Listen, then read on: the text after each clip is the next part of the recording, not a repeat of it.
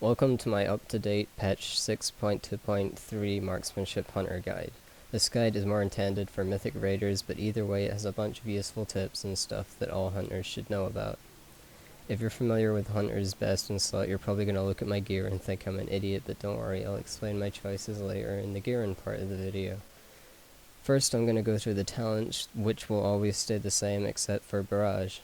I go with Post Haste for the burst of movement speed, Binding Shot because everything else is useless, Iron Hawk because I prefer to take less damage than to heal damage I've taken, Thrill of the Hunt is mandatory, Stampede is chosen due to its insane burst damage. Barrage is the best talent for large AoE situations, and finally Lone Wolf is also mandatory because picking anything else makes you worthless. The current marksmanship stat priority from top to bottom is critical strike being a high priority up until 53%. Multi-strike is considered second best, although I'll go into detail about my views on it later. Then mastery, and then everything else is practically garbage. As far as enchants go, you want to enchant everything with crit, gem with crit, and use a megawatt filament as your weapon scope until you soft cap at 53% crit. Any crit you have over 53% is dead weight that should be invested in other stats. Now we'll go over some abilities and the passive effects they have.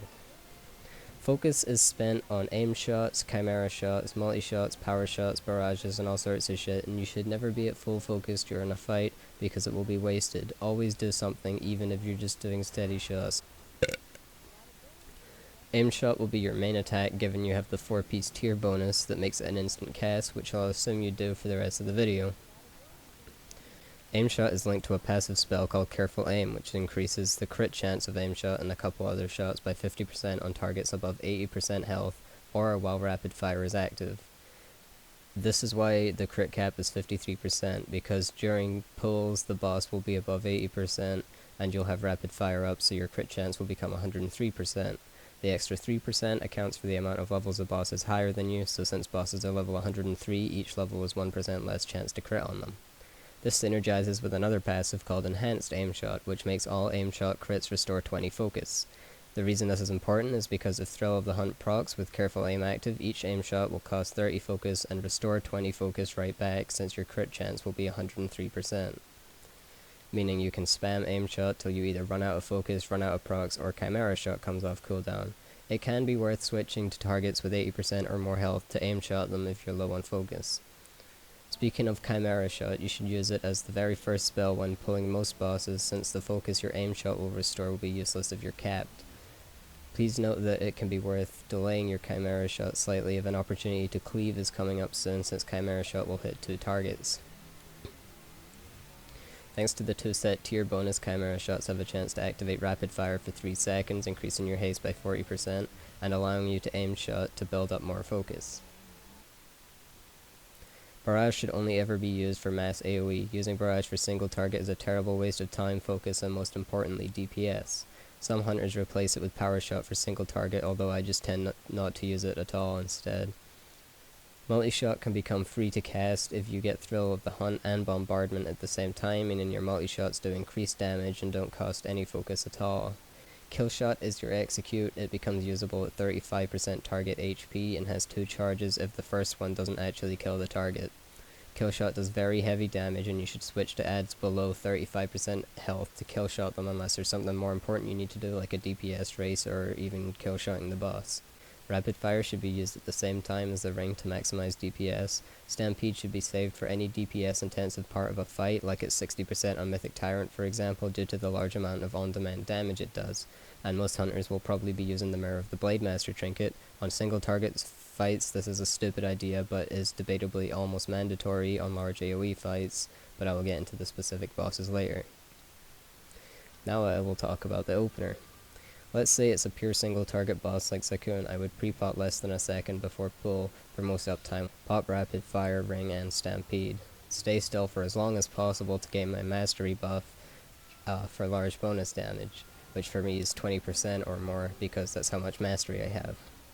Begin with chimera shot, hope for Thrill of the Hunt procs, and if I get them I spam aim shot until I don't have enough focus for it, then steady shot till I'm a good chunk of focus. I fish for more Thrill procs with a couple aim shots and chimera shot when I can.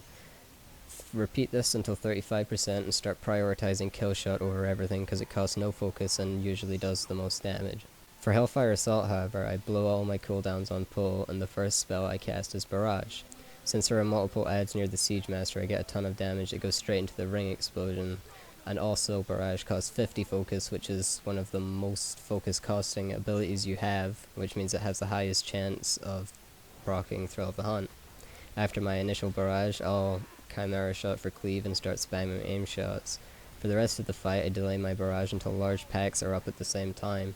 This is a good example of a fight to use Blade Master on if you can manage to place them properly. Now I'll go over what the stats actually do to your performance, why you need them, and what gear you can use to min-max them. Obviously crit is most important because the more crit, the more focus you get, the more aim shots you cast, and the more damage you do. Now I'm guessing as a mythic raiding hunter you've heard of Azortharian, and if you've seen his guides, or generally all hunter guides, they prioritize multi-strike over mastery. I prefer to use mastery over multi-strike. Their weights are very, very similar, but the fact is that getting more multi-strike only increases the chances of getting a multi-strike and not the actual damage of the multi-strike. Mastery, however, is literally a flat-out damage increase to every shot as long as you're standing still. I would switch my strange-looking gears that I have on right now for a more conventional multi-strikey build on fights like Zul'Harek where standing still for a long time is a mistake, because then I'd rather have multi-strikes double my shot instead of firing several shots without a 20% damage increase on them. Regardless, it's still very important you have a strong amount of multi-strike and as close to 53% crit as possible without going under it. Your mastery is only relevant when standing still or moving incrementally, which some would say is where the skilled hunters can be differentiated from bad hunters. A very powerful trinket I use to get way over my crit cap is the Fellspring Coil. The reason I want so much excess crit is so that I can swap enchants and gear into other stats instead, lowering my dead weight crit and exchanging it for useful stats like mastery or multi-strike. The Moisture Sensor trinket is extremely powerful in any sort of fight, and I usually have it equipped. Many people say that the Marksmanship class trinket is garbage, and in most cases it is, but it can be incredibly overpowered if you know how to use it properly, as a mythic Warforged one at max range can give your shots over 20% extra damage on its own. For huge burst situations, a 735 Kyra's Adrenaline Injector can be insane, although it's an upgrade from a mythic dungeon, so the likelihood of actually getting it is very low.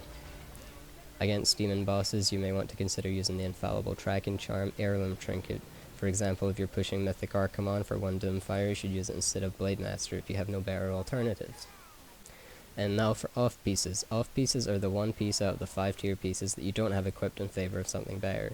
For high-end progress, a very popular choice of off-piece is the Sinister Fellborn Helmet from Zul'Harek because of the amount of crit and multi-strike it gives. Unless you have socketed tier gloves or your other off-piece is socketed, you could use the Archimon gloves. Chests should never be used as an off-piece as there are none available in Hellfire Citadel with good enough stats. With my mastery set, I use the Tyrant's Shoulders as my off-piece because of all the mastery the tier head gives, while having a good enough amount of crit to keep me capped. And you can use the legs as off-piece if you're a fucking idiot. The mentality I have during a raid encounter is normally to minimize my movement and make sure my mastery buff doesn't fall off, because I have over 20% mastery, which means a few shots will do 20% less damage, and that's bad. Reminder also that jumping does count as moving, and it will start your sniper training countdown thing. So don't do it, it's pointless. I look at my timers and save certain spells for moments where they can be most useful, such as Chimera Shot, Barrage, and Stampede. I keep an eye out on my focus so I don't waste time trying to use a spell I can't afford. And while I'm moving away from a boss, I face diagonally from it and strafe so that I can still attack it. I'll leave a link to my armory in the description, and I can answer any questions you have in the comments. Thanks for watching.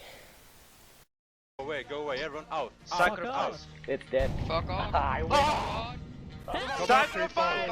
Sacrifice the sword! For died. Texas! For Texas! Fuck! Nice.